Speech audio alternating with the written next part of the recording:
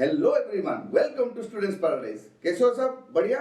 आज अलजेब्रा में हम लोग डिस्कस करने वाले हैं फैक्टराइजेशन के बारे में। किसके बारे में? फैक्टराइजेशन। ठीक है, फैक्टराइजेशन। ओके, देखो हमने नंबर सिस्टम में कैसे फैक्टर फाइंड करते हैं वो देख लिया है। प्राइम फैक्टराइजेशन मेथड होता है, फिर फैक्टर ट्री मेथड होता है। बहुत सारे तरीके से हम लोग नंबर्स के फैक्टर्स निकाल पाते हैं। ठीक है, फैक्टराइजेशन अलजेब्रा में कैसे होगा वो आज हम डिस्कस करेंगे। पहले हम लोग देखेंगे मोनोमियल्स के बारे में। ठीक है, मोनोमियल्स। मोनोमियल्स क्या होता है? Single term. Single term. ठीक है, ये टाइप्स ऑफ पॉलिनोमियल के बारे में अगर किसी को जानकारी हासिल करनी हो, अगर आप मेरे चैनल में नए हो तो मेरे चैनल में प्लेलिस्ट है अलजेब्रा का, वहां पे जाके आप देख सकते हो। ठीक है, तो देखो मोनोमियल्स कैसे, जैसे कि फॉर एग्जांपल मैं लिख सकता हूं 2x 4x square 3/5x cube, ठीक है, -4xy, ये सारे मोनोमियल्स हैं। ठीक है, ऐसा नहीं कि बस यही पैटर्न है। हम लोग का मोनोमियल में क्या होता है? एक ही सिंगल टर्म होता है। सिंगल टर्म मतलब क्या होता है? एक कांस्टेंट होगा और एक वेरिएबल होगा, वो एसोसिएटेड होंगे, मतलब ये प्रोडक्ट फॉर्म में रहते हैं। मतलब -2x मतलब क्या? ये -2 × x होता है। 4x स्क्वायर मतलब 4 × x होता है। 3/5x क्यूब मतलब 3/5x × x होता है। ये -4 × x × y। तो इस तरह के मोनोमियल्स फॉर्म होते हैं। ठीक है, तो मोनोमियल्स के कैसे फैक्टर्स फाइंड आउट करेंगे अभी हम लोग डिस्कस करते हैं। ओके, तो स्टूडेंट्स पहले हम लोग ऐसा एक मोनोमियल का फैक्टर्स निकालेंगे जिसका की डिग्री 1 हो और जिसका की कोफिशिएंट क्या होता है? जो भी कांस्टेंट वेरिएबल के साथ एसोसिएटेड होता है, तो वो एक कोफिशिएंट जो हो प्राइम हो और जो वेरिएबल हो उसका डिग्री 1 हो। चलो एग्जांपल लेते हैं, सपोज 3x। ठीक है, अभी इसके फैक्टर क्या है? देखो 3x को जब हम लोग प्रोडक्ट फॉर्म में लिखेंगे, ये 3 × x है। ठीक है, तो फैक्टर जो नंबर सिस्टम में होता है वैसे ही हम कोई भी एक टर्म का फैक्टर मतलब उसके जो फैक्टर्स जो कांस्टेंट फैक्टर्स होते हैं, और बोल सकते हो कि बाय डिफॉल्ट जो फैक्टर्स होते हैं वो होता है 1 एंड द मोनोमियल इटसेल्फ। ये दोनों तो उसके फैक्टर ही। और कौन कौन इसको डिवाइड करेगा कंप्लीटली? देखो ये 3 × x है, तो ये 3 से कंप्लीटली डिविजिबल होगा। देखो 3x डिवाइडेड बाय 3 करेंगे तो कैंसिल हो जाएगा 3 और बचेगा x। ये हो गया कोसेंट और रिमाइंडर रहेगा 0। वैसे इसको अगर मैं x से डिवाइड करूं तो भी ये कैंसिल हो जाएगा और कोसेंट देगा मुझे 3। तो इसका और एक फैक्टर क्या हो गया? x। तो ये चार जो है इसके फैक्टर्स है। ठीक है, चलो और एक ऐसा मोनोमियल लेते हैं जिसमें कि कांस्टेंट जो हो वो कंपोजिट नंबर हो। सपोज मैं लिखता हूं 6y। सपोज देखो यहाँ पे 6 कोफिशिएंट है जो कि कंपोजिट नंबर है, और यहाँ पे y का डिग्री 1 है। y का डिग्री 1 मतलब क्या? ये y⁴ y होता है ना, तो इसका डिग्री क्या है? अभी 1 है। तो अभी यहाँ पे देखो, इसको अगर प्रोडक्ट फॉर्म में लिखे हम 6 को अगर हम लोग प्राइम फैक्टराइजेशन करेंगे 2 × 3 होता है ना। देखो तो 2 × 3 होगा, तो प्रोडक्ट फॉर्म में लिखेंगे तो 2 × 3 × y होगा। ठीक है, अब देखो यहां पे भी वही देखना है। पहले इसके जो बाय डिफॉल्ट 2 हो जाते हैं तुम्हारा बाय डिफॉल्ट फैक्टर्स, उसके बाद और क्या क्या होगा? देखो हमको 2 भी एक फैक्टर है, 3 भी एक फैक्टर है, दोनों इसके फैक्टर्स है। उसके बाद हमको क्या करना है? हर एक कांस्टेंट को वेरिएबल के साथ मल्टीप्लाई करके फैक्टर्स निकालने हैं। उससे पहले जो ये सिंगल वेरिएबल है वो भी एक फैक्टर है, और 2 × y 2y भी एक फैक्टर है, 3 × y 3y भी एक फैक्टर है। ठीक है, इसका मतलब 6y को जब हम इन सब से डिवाइड करेंगे तो वो रिमाइंडर 0 देगा, मतलब कंप्लीटली डिविजिबल हो जाएगा। ठीक है, चलो और एक एग्जांपल देखते हैं जहां पे कि वेरिएबल्स का डिग्री 1 ना हो, ज्यादा हो। सपोज हमारे पास है एक मोनोमियल 6x स्क्वायर, इसको प्रोडक्ट फॉर्म में लिखेंगे तो ये देगा हमें 2 × 3 × x × x। तो बाय डिफॉल्ट इसके फैक्टर्स क्या क्या है? 1 एंड 6x स्क्वायर। ठीक है, prime factors 2 and 3, composite factor कितना है? जो 6 कांस्टेंट है वो भी।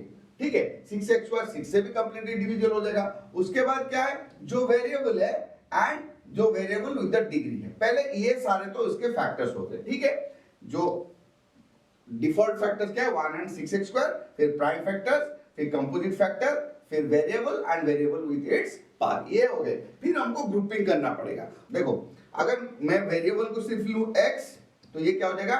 2x 3x और 6x। ठीक है, अभी अगर x स्क्वायर के साथ जाएं तो क्या हो जाएगा 2x स्क्वायर, 3x स्क्वायर और 6x स्क्वायर। ठीक है, अब देखो मतलब ये तीनों भी फैक्टर हैं और ये तीनों फैक्टर है जिसमें कि ये एक डिफॉल्ट फैक्टर है। ठीक है, तो टोटल फैक्टर क्या क्या हो गए 1 6x square 2 3 6x x square, फिर 2x 3x 6x 2x square 3x square. तो ये सारे 6x स्क्वायर के फैक्टर्स हैं क्योंकि ये 6x स्क्वायर को कंप्लीटली डिवाइड करेंगे। ठीक है, तो और एक अभी मोनोमियल चलो देखते हैं। ठीक है, सो स्टूडेंट्स चलो अभी हम 12x स्क्वायर y इसके फैक्टर ढूंढते हैं। ठीक है, तो पहला काम सबसे जो जरूरी है वो एक्चुअली हमको इनका जो कांस्टेंट है, जो कोएफिशिएंट है उसके फैक्टर्स चाहिए, फिर ये x स्क्वायर y इसके भी सारे फैक्टर्स चाहिए, फिर हम क्या करेंगे कांस्टेंट और ये जो लिटरल कोएफिशिएंट है उसके जो फैक्टर्स है उनको कंबाइन करेंगे, मतलब प्रोडक्ट करके सारे फैक्टर्स निकालेंगे। तो पहले वही काम करते हैं। 12 को अगर हम फैक्टराइज करेंगे 2 6 जार 2 3 जार 3 1 जार, तो ये हमें देगा 2 इंटू 2 इंटू 3। ठीक है, और x स्क्वायर y को हम प्रोडक्ट फॉर्म में लिख देते हैं। चलो पहले इसको देखते हैं क्या क्या होगा। ये प्रोडक्ट फॉर्म में 2 इंटू 2 इंटू 3, ओके, फिर देखो इंटू एक्स स्क्वायर वाई। अब देखो एक्स स्क्वायर वाई को जब हम फैक्टर करें क्या होगा x into X into Y, और क्या हो सकता है एक्स स्क्वायर इंटू वाई, ये भी हो सकता है ना।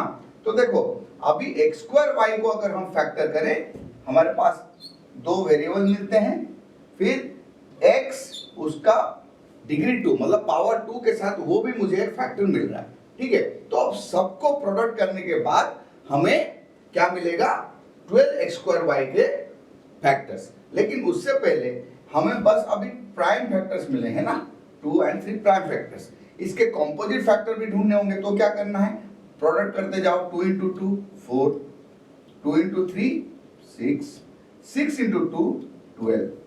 ठीक है, ये तीनों हो गए इसके कंपोजिट फैक्टर्स। डिफॉल्ट फैक्टर्स क्या क्या हैं 1 है, और जो टर्म है वो खुद ही एक फैक्टर है अपना। तो ये दोनों डिफॉल्ट फैक्टर्स हैं। ठीक है, तो जो हमारा लिटरल कोएफिशिएंट है उसके फैक्टर के साथ हमारा जो फैक्टर्स निकले हैं कहां से, जो न्यूमरल कोएफिशिएंट है उनको प्रोडक्ट करके बाकी फैक्टर्स निकालेंगे। तो पहले x से शुरू करते हैं। देखो अभी x से जब शुरू करेंगे सारे हमारे पास कांस्टेंट क्या क्या हो गया, अभी देखो 2 3 4 6 और 12, ये सारे कांस्टेंट्स हैं हमारे पास। तो सबके साथ मल्टीप्लाई करेंगे तो ये 2x 3x 4x 6x और 12x देगा। फिर y के साथ कर लेते हैं 2y 3y 4y 6y और 12y। ठीक है, फिर x स्क्वायर के साथ कर सकते हैं 2x square 3x square 4x square 6x square और 12x स्क्वायर। फिर x स्क्वायर y भी एक हमारे पास फैक्टर था, तो x स्क्वायर y के साथ जब जाएंगे 2x square y 3x square y 4x square y 6x square y और 12x स्क्वायर y।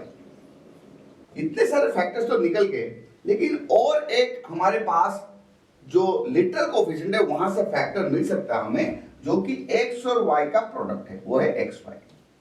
क्योंकि जब 12x स्क्वायर y को हम xy से डिवाइड करेंगे तो रिमाइंडर 0 देगा। ठीक है, तो इसका ध्यान में रखना है। तो अभी x स्क्वायर को भी सारे कांस्टेंट से मल्टीप्लाई करेंगे तो 2xy 3xy 4xy 6xy और 12xy, ये 5 फैक्टर और हमें दे। तो स्टूडेंट्स इतने सारे फैक्टर अभी हमको मिल गए, तो एक बार चलो लिस्ट आउट कर देते ताकि हमें पता चले कि टोटल कितने नंबर ऑफ फैक्टर्स हमको मिल गए। ठीक है, कांस्टेंट से शुरू करेंगे 1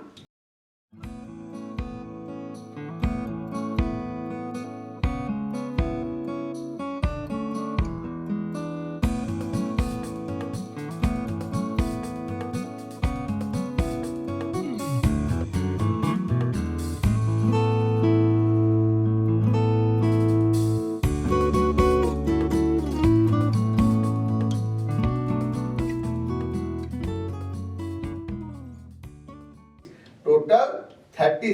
फैक्टर्स हो गए 12x² के, ठीक है।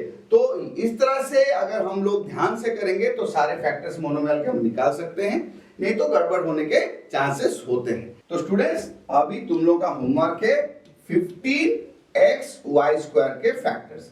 जैसे हमने अभी डिस्कस किया वैसे ही फैक्टर्स निकालो और मुझे मेरे मेल आईडी में मेल कर दो। मेल आईडी मेरे स्क्रीन में कहीं ना कहीं अवेलेबल होगा, ठीक है। तो इस तरह से हमने आज देखा कि एक मोनोमियल का कैसे हम फैक्टर्स निकाल सकते हैं। तो इसको रिवाइज करना है, प्रैक्टिस करना है। पहले जो वीडियो में मैंने पूरा डिस्कस किया उसको एक बार दोबारा देखो, अच्छे से समझ लो। जैसे स्टेप हमने फॉलो किया वैसे फॉलो करके 15xy² का तुमको फैक्टर्स निकाल के भेजना है, ठीक है। तो आशा करता हूं तुम लोगों को ये वीडियो पसंद आया होगा। वीडियो देखने से सिर्फ कुछ नहीं होता, नॉलेज तो गेन हो जाता है, लेकिन तुम्हारे बेहतरी के लिए एक चीज करना जरूरी है, रिवीजन करना जरूरी है। So keep practising, keep revising and most importantly keep smiling.